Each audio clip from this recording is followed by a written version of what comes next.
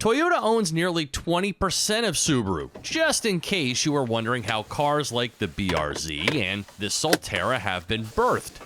Clones of Toyota models with their own unique styling, but little else to call their own. Not that there's anything wrong with that, but as a shopper, you should at least be aware that the Solterra is also the Toyota BZ4X and, in elevated form, the Lexus RZ. With an estimated 222 miles of driving range, the Solterra is an all-electric, all-wheel drive, small crossover SUV. Technically in its second model year, now that the threat of its wheels falling off is behind it, the 2024 Solterra boasts improved charging times, standard roof rails for all sorts of available accessories, and a new steering wheel with paddle shifters to control the regenerative braking. The driver assistance features are also more robust, with the addition of slow-speed, hands-free cruise control. Now we're talking under 25 miles per hour here. Having already tested Toyota's version, the Solterra feels very familiar, with very little differentiation between the two cars.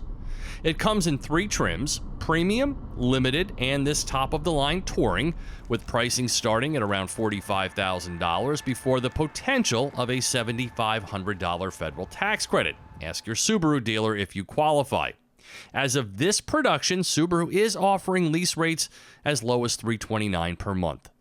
But as the top dog, this Touring grade with all the goodies checks in at $52,885, again before any available discounts. This includes upgrades such as a pano roof, LED footwell lighting, cooled front seats, a rear-view camera mirror, and smart key access on every door. With dual X modes for the all-wheel drive system, the Solterra stays true to this symmetrical AWD brand by permitting it to perform where the pavement ends. It's a nice touch in a quasi-SUV with dual electric motors. And then on-road, the Solterra is smooth and torquey with delightful handling manners when the road turns twisty. But as for that driving range, well, that's a different story. With a deliciously torquey 249 pound-feet of instantaneous go power and the all-wheel drive grip necessary to put it down, the Solterra can provide that shove-you-into-your-seat moment on demand. But I'm discouraged by the less than 160 miles I'm seeing on a full charge. Now sure, seasonal fluctuations of EV range are to be expected, but this is too extreme for my liking. Even the 222 advertised miles aren't wonderful, so for me personally, this would be a deal breaker, but only you can decide what's acceptable.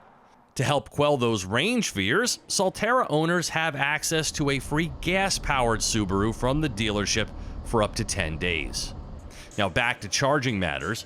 With an improved battery conditioning system, this 2024 Solterra can replenish its energy in cold temperatures much faster than before, capable of fast charging from 10% to 80% in as quick as 35 minutes. Your level 2 home charger takes the usual 9 hours to go from empty to full, and in a pinch, the Solterra can be plugged into a standard household outlet for slow charging.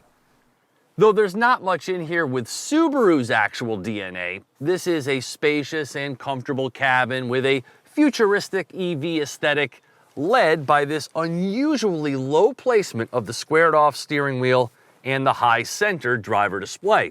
Definitely takes a little getting used to.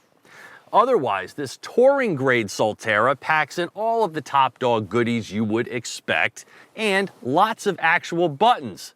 However, there are a few quirks, like not having a glove box, which are downers. The incessant beeping when in reverse being one of them. But otherwise, the Solterra is spacious, a true 5-seater if need be, and quiet and full of useful and comforting features. Toyota's infotainment system isn't the best out there, but it's not bad. And if you're a button person who likes the car's controls off of the screen, then this is your kind of car. They're everywhere for everything. The EV market is in flux right now, and there are some great deals to be had, but the Solterra's high price and low driving range make this one a tough sell, despite the fact that, as a small crossover, it's very well done. For Drive Time, I'm Steve Hammis.